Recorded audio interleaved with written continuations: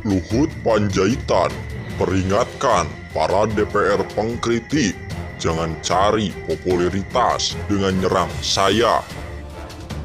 Nah, saya ingin satu garis bawahin, Pak. Jadi jangan saya dipikir ngurusin semua. Tidak, Pak. Saya ngurusin semua di bidang saya dan yang diperintahkan Presiden. Saya ulangi yang diperintahkan Presiden. Saya ini juga bukan muda lagi, 75 tahun. Jadi saya tahu diri, ya Pak. Jadi ya kalau saya bisa kerjain, saya kerjain. Tapi kalau Anda lihat fungsi di sini, pelaksanaan fungsi lain yang diberikan oleh Presiden. Ini bukan saya yang membuat ini. Tahun 2019 yang buat ini Pak Profesor Menko pertama Yudhoyono. Beliau yang buat. Jadi kalau Bapak lihat nomor A sampai I ini, ada pengawasan pelaksanaan fungsi kementerian dan seterusnya, ada pelaksanaan fungsi lain yang diberikan oleh Presiden. Jadi saya melaksanakan perintah Presiden aja. Ya, kenapa Presiden mau memberikan itu? Ya, tanya Presiden.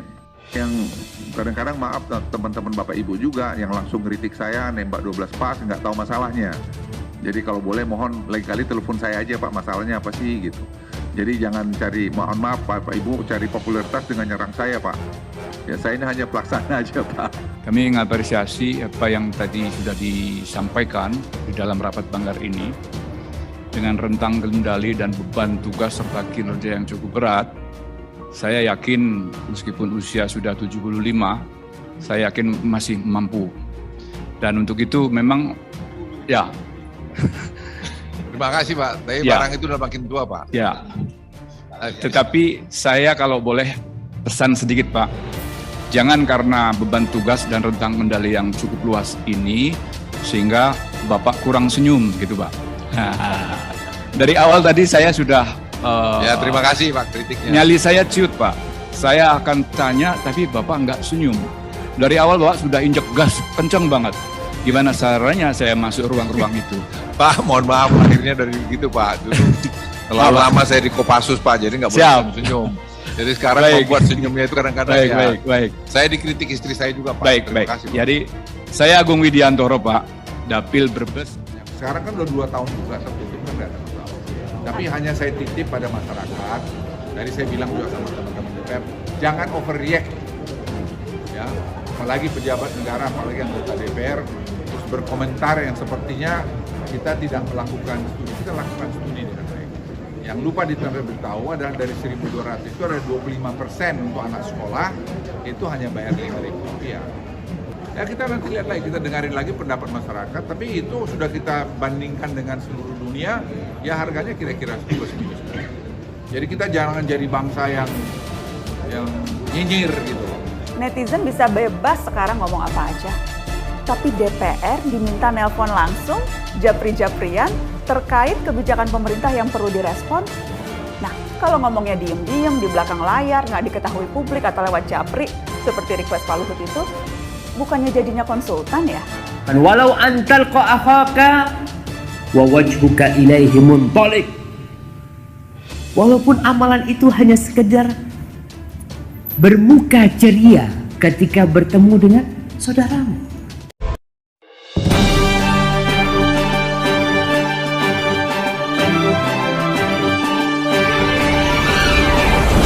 Luhut Panjaitan peringatkan para DPR pengkritik, jangan cari popularitas dengan nyerang saya.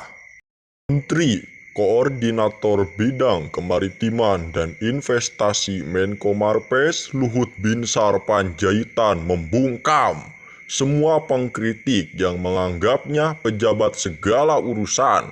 Purnawirawan perwira tinggi TNI itu mengimbau kepada seluruh anggota DPR agar lebih bijak dalam melontarkan kritik. Luhut menyindir, jika hanya ingin mencari popularitas, lebih baik tak perlu mengkritik dirinya.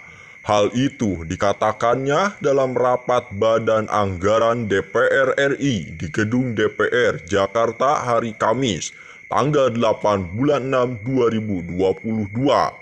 Jangan cari, mohon maaf Bapak Ibu, cari popularitas dengan nyerang saya Pak. Saya hanya panas saja Pak, kata Luhut. Luhut menjelaskan, dirinya hanya seorang pembantu Presiden Joko Widodo. sehingga hanya melaksanakan tugas yang diinstruksikan oleh pimpinan. Saya enggak lakukan di luar yang semau-mau saya. Tidak, semua yang saya kerjakan basisnya data. Jadi, jangan saya dipikir ngurusi semua. Tidak, Pak.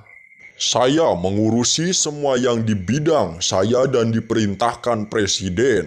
Saya ulangi, diperintahkan Presiden, kata Luhut. Ia menyebut tugas dan fungsi dari Menko Marves itu telah diatur dalam Perpres nomor 92 tahun 2019. Luhut mengatakan bukan dirinya yang membuat. Saya ini 75 tahun, tidak muda lagi. Jadi saya tahu diri. Jadi ya kalau bisa saya yang kerjain, saya ya kerjain. Tapi kalau Anda lihat fungsi di sini, pelaksanaan fungsi lain yang diberikan Presiden, ini bukan saya yang buat, katanya. Selanjutnya, ia menjelaskan ihwal polemik rencana kenaikan harga tiket masuk Candi Borobudur menjadi Rp 750.000. Mengenai Borobudur, kita bikin studi konferensi, Pak. UNESCO itu dan angka itulah keluar. Tapi karena ribut-ribut semua ya sudah deh, tunda saja dulu deh, nanti kita pelajari, kata Luhut.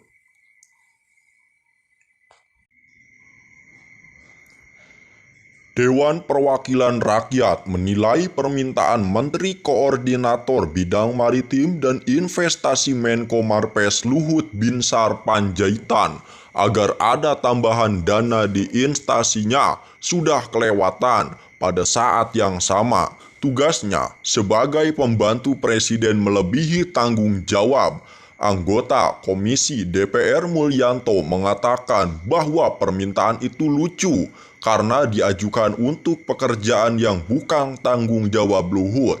Oleh karena itu, dia menolak permintaan tambahan anggaran tersebut. Saya justru minta BPK agar melaksanakan pemeriksaan untuk tujuan tertentu secara cermat dan seksama terkait kinerja dan keuangan Kemenko Marves dalam rangka membangun Govinarse, tata kelola pemerintahan yang baik, katanya kepada wartawan Sabtu tanggal 11 bulan 6 2022. Mulyanto merasa heran melihat kondisi manajemen pemerintahan sekarang ini. Selain bekerja di luar fungsi yang digariskan, sekarang kementerian minta tambahan anggaran untuk menjalankan fungsi baru di luar tanggung jawab. Agar sesuai regulasi, dia minta tugas pokok dan fungsi Menko Marves dalam Undang-Undang Nomor 39/2008 tentang Kementerian Negara direvisi terlebih dahulu. Selain itu, baru bisa diberikan penugasan dan anggaran tambahan. Hal tersebut penting agar penyelenggaraan tugas terlaksana dengan tertib dan tidak melanggar tata kelola pemerintahan yang baik. Permintaan tambahan anggaran negara ini kan jelas keluar dari rel yang seharusnya. Tidak ada dasar hukumnya. Konsekuensinya nanti akan menjadi temuan Badan Pemeriksa Keuangan, jelasnya. Sebab, lanjut Mulyanto, prinsip penganggaran harus berdasarkan tugas dan fungsi. Istilah yang digunakan adalah money follow function, anggaran mengikuti tugas fungsi. Oleh karena itu, Mulyanto tidak setuju adanya pengalokasian anggaran di luar fungsi kementerian. Dia juga meminta BPK melaksanakan pemeriksaan khusus dengan tujuan tertentu terhadap kementerian terkait.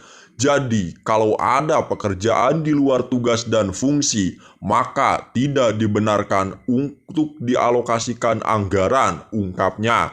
Sebelumnya, Luhut meminta kepada Badan Anggaran DPR untuk menyetujui tambahan dana supaya memperlancar tugasnya yang diperintahkan oleh Presiden Joko Widodo.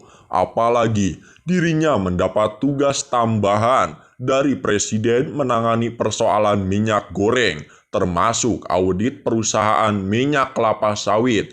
Luhut meminta tambahan anggaran sebesar Rp 146 miliar yang dimanfaatkan untuk dukungan manajemen Rp 57,15 miliar dan koordinasi kebijakan Rp 88,85 miliar. Semula, pagu anggaran Kemenko Marves untuk tahun 2023 disepakati bersama Banggar sebesar Rp 283,06 miliar. Karena adanya usulan tambahan anggaran ini, maka akan membengkak menjadi Rp 429,06 miliar. Karena terkait tugas seperti minyak goreng tidak ada dalam anggaran rencana kerja Kemenko Marves.